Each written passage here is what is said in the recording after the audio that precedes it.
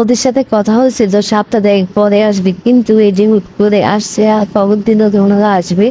তো কিভাবে এতগুলো রান্না একসাথে তৈরি করলাম অনেক তাড়াহুড়া করে। আসসালামু আলাইকুম, সবাই কেমন আছেন? আশা করছি সবাই ভালো আছেন। আজ খবরটা দিল ঠিক সন্ধ্যা, কিন্তু আসবে পরের দিন সকালে। আর কি করা, নতুন মেহমানদের তো তার না খাইয়ে দেওয়া যাবে না। তো আমরা হচ্ছে সন্ধ্যায় বাজারে গেলাম। বাজারে যাই দেখি যে অনেক মাছ ছিল ওখানে। তো ওনারা আবার বলতেছে না আসবে না। তো আমরা আর কি করবো, চলে আসি। বাসায় এসে আমরা বসেছিলাম, তো ওনারা ফোন দিল যে আবার রাত 12টার দিকে ওনারা সকালবেলায় আসবে। যাই হোক, এখন আর কি করবো, তো আমরা হচ্ছে বাজারে গেলাম, দেখি আর কোনো মাছ নাই। দুইজন মামাই বসেছিল, একজনের কাছে ইলিশ ছিল, আরেকজনের কাছে চিংড়ি ছিল। তো আমরা ওখান থেকে দুইটা ইলিশ নিয়ে আসছি আর সাথে চিংড়ি মাছ নিয়ে আসছি।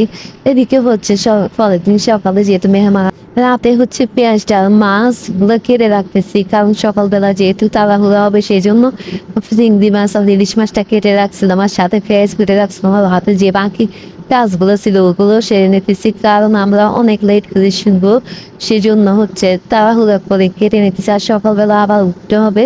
তো যাই হোক, এদিকে সবকিছু হতেছে আর এদিকে দেশের অবস্থা ভালো না, মনটা অনেক খারাপ।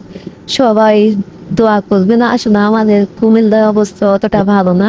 এদিকে হচ্ছে পোলাও রান্না হয়েছে আর হচ্ছে মুরগির রোস্ট, গরুর মাংস, খাসির মাংস, চিংড়ি মাছ। আর এখানে হচ্ছে জর্দা রান্না করতেছে আর সাথে ছিল কাবাব। আর এখানে মিষ্টি আর হচ্ছে দই ছিল। এদিকে একটু চিকেনও ভাজি করছিলাম আর এখানে সালাদ। আর এদিকে হচ্ছে সবগুলা জিনিস একসাথে পরিবেশন করার জন্য টেবিলে রাখছিলাম। আর এদিকে হচ্ছে চিলি চিকেনের জন্য যে তোয়াটিন ছিল, আপনার ক্যাপসিকাম, টমেটো আর হচ্ছে পেঁয়াজ, আস্ত রসুন।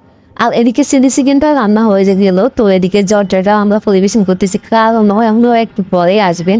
আর হঠাৎ করে এভাবে খবর দিলে আসলে অনেক কষ্ট হয়ে যায়। যাই হোক, এখন খাওয়াতে হবে, কিছু করার নেই, ওনার নতুন মেহমান আসবে।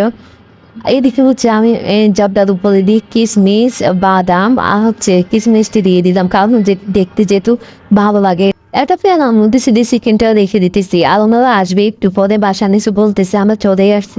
তো এদিকে হচ্ছে টেবিলের উপরে সবগুলো আইটেম দিয়ে দিলাম। যাই হোক, মেহমান আসবে আর ওনাদের সাথে কথাবার্তা বলবো একটু পরে, তো কাজ করতে ভালো লাগবে না, সেই জন্য সবকিছু গুছাই ফেলছি। যাই হোক, ভালো ভালো হলো, যদিও তাড়াহুড়া হয়, আলহামদুলিল্লাহ সবকিছু মিলে।